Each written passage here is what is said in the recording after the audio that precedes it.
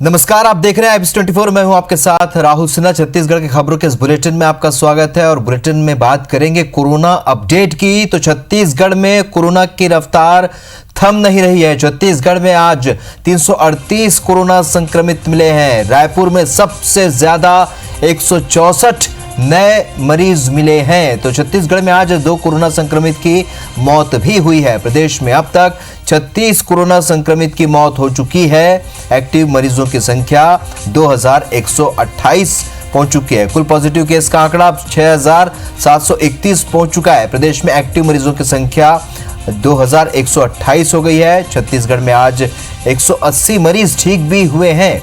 तो छत्तीसगढ़ में अब तक 4567 मरीज स्वस्थ हो चुके हैं।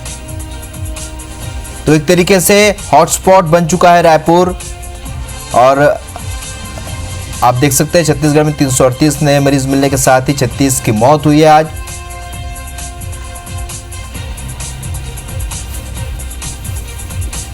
विनय वर्मा हमारे सहयोगी और ज्यादा अपडेट के साथ इस खबर पर हमारे साथ सीधे जुड़ रहे हैं। विनय, अगर ये कहा जाए कि रायपुर अब जो हॉटस्पॉट बन चुका है तो क्या गलत नहीं होगा? क्योंकि जिस तरीके से संख्या लगातार बढ़ रही है और जिस तरीके से लोगों के बीच अब संक्रमण फैला है, क्या कह रहा है स्वास्थ्य विभाग फिलहाल? देखिए, बिल्कुल ये गलत नहीं कहा जा सकता कि रायपुर एक नया हॉट स्पॉट के रूप में डेवलप हो चुका है, क्योंकि आज जो मिले हैं 238 नए मरीज मिले हैं, 338 माफ़ कीजिएगा, जिसमें से 164, ये 20 जो ज़िले हैं उनका आंकड़ा है, लेकिन उसमें से 164 मरीज रायपुर में मिले हैं। इसके अलावा जो भी मरीज मिले हैं राजनांदगांव 28, बस्तर है, दुर्ग है, ये सारे मरीज जो है 28 से ऊपर में आंकड़ा नहीं है।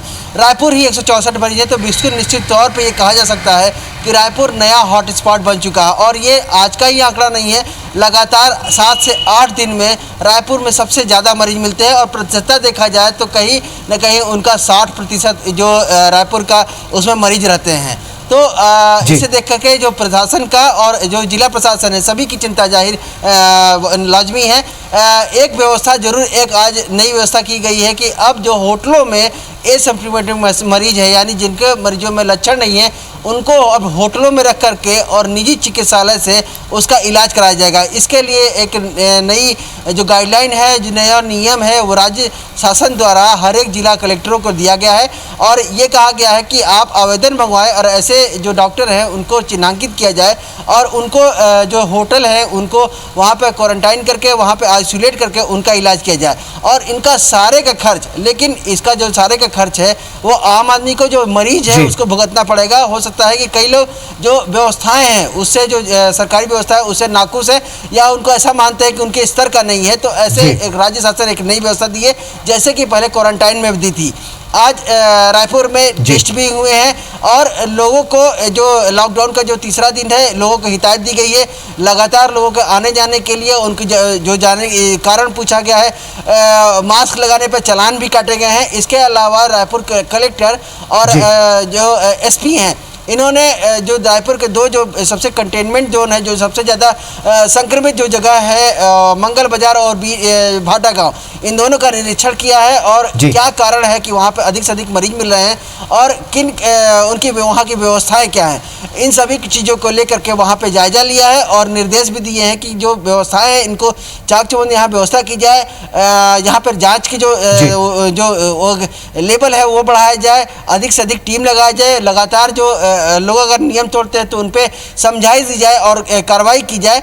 इसके साथ साथ में अधिक से अधिक टीमों को लगा करके वहाँ पे जो सैनिटाइज रेगुलर किया जाए, लोगों से घर में रहने की अपील की जाए और लोगों को जो व्यवस्था है इस दौरान पे उनको कोई किसी से परेशानी ना हो, तो वहाँ पर लोगों को जो, तो कुल मिलाकर एसिम्प्टोमेटिक मरीजों के लिए जो नया निर्देश आया है उससे कहीं ना कहीं लोगों में इस बात को लेकर वो हो सकता है संशय कि उन्हें ही खर्चा देना होगा। तो कुल मिलाकर एक नई व्यवस्था यहाँ पर सरकार देने जा रही है। इस जानकारी के लिए आपका बहुत बहुत शुक्रिया विनय। बढ़ते आगे, छत्तीसगढ़ में कोरोना के बढ़ते संक्रमण की वजह से इस बार 15 अगस्त को स्वतंत्रता दिवस का कार्यक्रम केवल सांकेतिक ही देखने को मिल सकता है। इस तरह तीजा और पोरा के सरकारी कार्यक्रम भी सांकेतिक ही नजर आएंगे। स्वतंत्रता दिवस कार्यक्रम में विभागों की ओर से निकलने वाली झांकी बनाने की भी कोई तैयारी नहीं दिख रही है। संस्कृति मंत्री अमरजीत भगत ने कहा कि संक्रमण काल में बड़े आयोजन करना मुश्किल है, अधिक लोग एक साथ जमा न हो, इसका ध्यान रखा जाएगा। आपदा के समय आयोजन व्यवहारिक नहीं है, इसलिए सांकेतिक कार्यक्रम होंगे। वहीं पूर्व मंत्री बृजमोहन अग्रवाल ने कहा है कि अभी की स्थिति में लोगों के जीवन को सुरक्षित रखना आवश्यक है।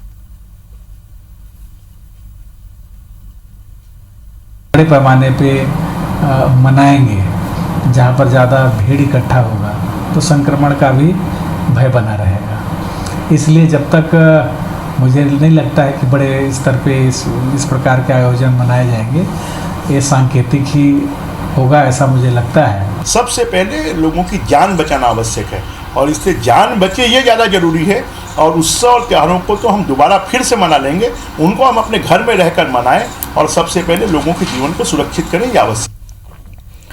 डोंगरगढ़ उपजेल में 2 और कैदियों की कोरोना रिपोर्ट पॉजिटिव आने से जेल प्रशासन में हड़कंप मचा हुआ है। अभी 3 दिन पहले भी एक कैदी की रिपोर्ट कोरोना पॉजिटिव आई थी, जिसे इलाज के लिए राजनांदगांव के कोविड-19 अस्पताल में भेजा गया था।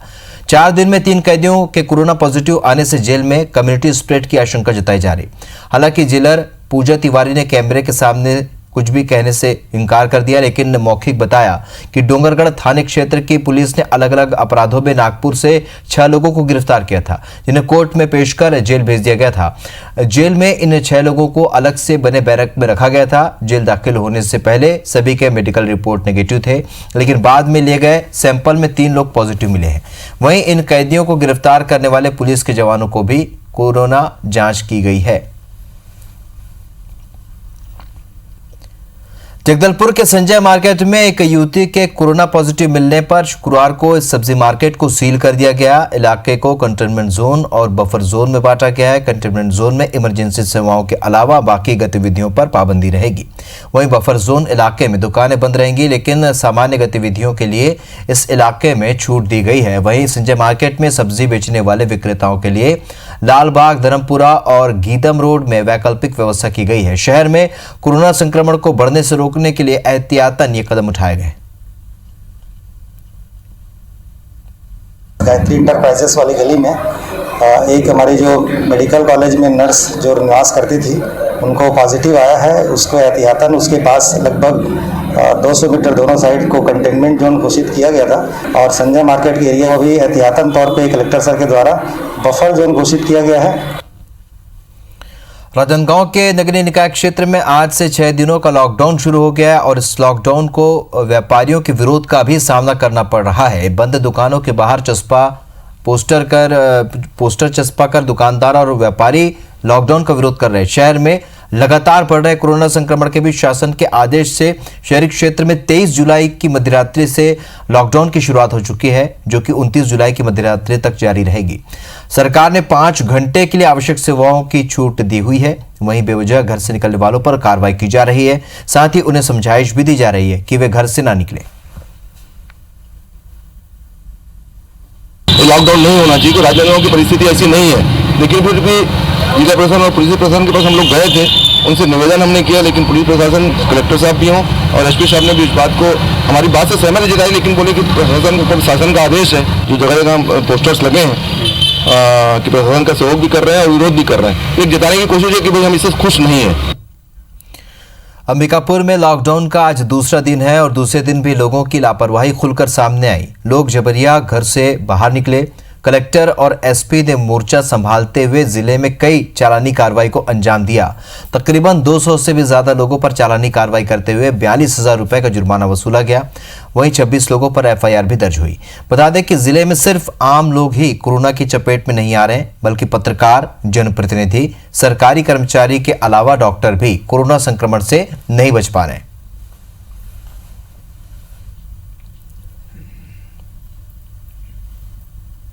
पे जो अनावश्यक रूप से घूम रहे थे, उनमें लगभग 42,000 के आसपास, 200 के आसपास टोटल केस बने, जिसमें 42,000 रुपया का जुर्माना हुआ है।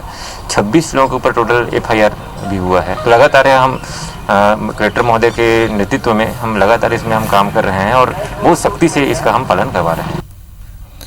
छत्तीसगढ़ के 16,278 शिक्षा कर्मियों का स्कूल शिक्षा विभाग में संविलियन का आदेश जारी कर दिया गया है। स्कूल शिक्षा विभाग के आदेश के अनुसार 1 नवंबर 2020 से शिक्षा कर्मियों का स्कूल शिक्षा विभाग में संविलियन किया जाता है। आदेश के मुताबिक संविलियन का फायदा 1 जुलाई 2020 को 2 साल की सेवा पूरी कर चुके शिक्षा कर्मियों को मिलेगा। कैबिनेट मंत्री मोहम्मद अकबर ने कहा है कि छत्तीसगढ़ में कांग्रेस की सरकार ने एक बार फिर से अपना चुनावी वादा पूरा कर दिया है।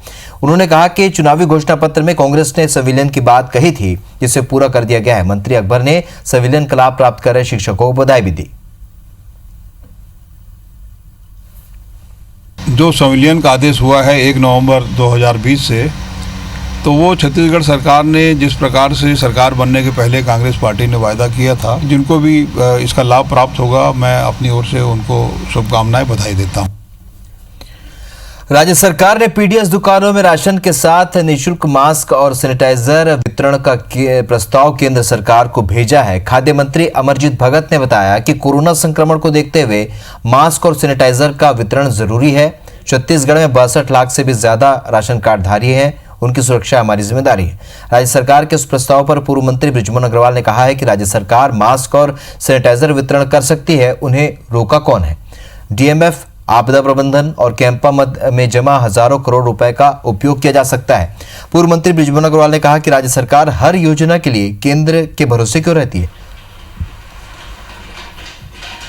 मैं जो प्रस्ताव भेज रहे हैं उसके अनुसार शक्कर, सैनिटाइजर और मास्क का भी वितरण आवश्यक है, क्योंकि संक्रमण को रोकना है। तो इन सभी मोर्चे पे हमको और मुस्तैदी से काम करना पड़ेगा ताकि लोगों को संक्रमण से बचाया जा सके। राशन दुकानों से सैनिटाइजर भी बांटे, मास्क भी बांटे, कोई रोक नहीं है। इसके लिए पैसे हैं, डीएमएफ फंड में पैसे हैं, इसके लिए आपदा प्रबंधन में पैसे हैं, इसके लिए कैंपा मद में पैसे हैं। तो छत्तीसगढ़ सरकार के पास में कोरोना के संकट से निपटने के लिए 5000 करोड़ रुपए उपलब्ध है। वो पैसा खर्च नहीं करेंगे, क्योंकि उस पैसे का इनको ठेका टेंडर करना है, और इसी के कारण कोरोना संकट बढ़ रहा है। और हर चीज केंद्र। अरे आप अपने दम पर चलो ना। बीजेपी की राष्ट्रीय महामंत्री सरोज पांडे ने इससे प्रेरणा लेकर अब महिला मोर्चा की प्रदेश, जिला और मंडल के पदाधिकारी भी मुख्यमंत्री और मंत्रियों को ई राखी भेजने की तैयारी कर रही हैं। बीजेपी महिला मोर्चा के पदाधिकारी भी उपहार में मुख्यमंत्री भूपेश बघेल और सभी मंत्रियों से शराबबंदी के साथ साथ बेरोजगारी भत्ता देने, नियुक्तियों पर रोक को हटाने की मांग करेंगी। बीजेपी महिला मोर्चा की प्रदेश अध्यक्ष पूजा विधानी का कहना है कि शराब से सबसे ज्यादा पीड़ित छत्तीसगढ़ की महिलाएं हैं। कांग्रेस ने विधानसभा चुनाव से पहले शराबबंदी की घोषणा की थी, लेकिन 18 महीने बाद भी सरकार वादा पूरा नहीं कर रही है। राखी भेजकर महिला मोर्चा के पदाधिकारी मुख्यमंत्री और मंत्रियों को इसकी याद दिलाना चाहती है। कांग्रेस सांसद छाया वर्मा ने कहा है कि रक्षाबंधन भाई बहन के पवित्र संबंध का त्योहार है। बीजेपी महिला मोर्चा के पदाधिकारियों को इस पर राजनीति नहीं करना चाहिए। इस राखी पर्व पर ई राखी भेजकर एक निवेदन करती हैं कि इस राखी पर तोहफा के तौर पर आपने जो चुनाव पूर्व वादे किए थे छत्तीसगढ़ में पूर्ण रूप से शराबबंदी करने का, उस वादों को पूरा करें। माता बहनें बहुत खुश होंगी। ना अलग बात है, लेकिन उस राखी के आड़ में ये जो राजनीति कर रहे हैं वो बहुत गलत है। आप किसी पवित्र त्योहार को इस तरह राजनीति करने के लिए त्योहार मना रहे हैं, इसका तो हम विरोध करेंगे। प्रधानमंत्री आवास योजना के तहत राज्य के हिस्से की राशि जल्द जारी किए जाने की मांग को लेकर पूर्व मुख्यमंत्री रमन सिंह ने मुख्यमंत्री भूपेश बघेल को चिट्ठी लिखी है। इस चिट्ठी के जरिए रमन ने सरकार पर सवाल भी उठाए।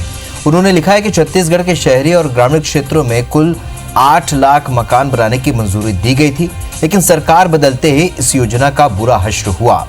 पूर्व मुख्यमंत्री ने चिट्ठी में लिखा कि प्रधानमंत्री नरेंद्र मोदी ने देश के हर गरीब परिवार को 2022 तक आवास देने का लक्ष्य रखा था। राज्य में बीजेपी की सरकार के दौरान गरीबों को आवास देने का काम शुरू किया गया था। रमन सिंह ने कहा कि आवास योजना के तहत खर्च होने वाली राशि का 60% हिस्सा केंद्र और 40% राज्य देता है। राज्य सरकार ने पिछले 2 साल में अपने हिस्से का 1554 करोड़ रुपया नहीं दिया है। बार बार केंद्र की ओर से पत्र लिखने के बाद भी 1 पैसा जमा नहीं किया गया, इसलिए योजना ठप हो गई। इसके साथ ही साल 2020-2021 की राशि का प्रावधान भी बजट में नहीं रखा है। इससे लगता है कि योजना को लेकर राज्य सरकार गंभीर नहीं है। भूपेश सरकार के आने के बाद 2 साल की राशि 18-19 की 792 करोड़ रुपया की राशि और 19-20 की 762 करोड़, 1554 करोड़ की राशि जो राज्य सरकार का हिस्सा है उस हिस्से को ना देने की वजह से ये योजना पूरी तरीके से बंद हो गई है। जो आरोप डॉक्टर रमन सिंह लगा रहे हैं, लगातार प्रधानमंत्री आवास योजना का जितना भी राशि उपलब्ध होता है वो हितग्राहियों को सीधे जाता है, हितग्राहियों को उपलब्ध किया जाता है और उसी के आधार पर उसका आवंटन भी होता है। तो वो उनका जो भी आरोप है वो बिल्कुल गलत है और सरकार अपना काम ठीक से कर रही है। रायगढ़ में पीएम आवास योजना के तहत खाली पड़े 1100 से भी अधिक मकानों को प्रवासी मजदूरों को देने की मांग बीजेपी ने सरकार से की है। बीजेपी नेताओं ने मांग की है कि 2 साल से खाली पड़े इन मकानों को प्रवासी मजदूरों को आवंटित किया जाए ताकि उनके सर पर छत हो सके। जिले में 21,000 से भी अधिक प्रवासी मजदूर लौटे हैं, उन्हें मनरेगा और कारखानों में नौकरियां दी जा रही। वहीं केंद्र सरकार ने भी सभी राज्य सरकारों को पीएम आवास योजना के मकान प्रवासी मजदूरों को देने के निर्देश दिए हैं, जिस पर रायगढ़ में कोई पहल होती नजर नहीं आ रही है।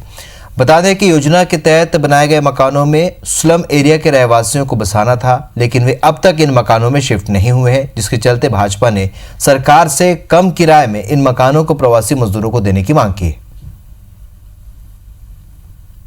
निश्चित रूप से जितने भी मकान खाली पड़े हैं उस पे अवैध कब्जे कराने की जगह ये सरकार उन मजदूरों को आवंटित करे। भारतीय जनता पार्टी ये मांग करती है कि जो प्रवासी मजदूर आए हुए हैं उनको शीघ्र वो मकान आवंटित करे, उनको जो है राशन पानी मुहैया कराए।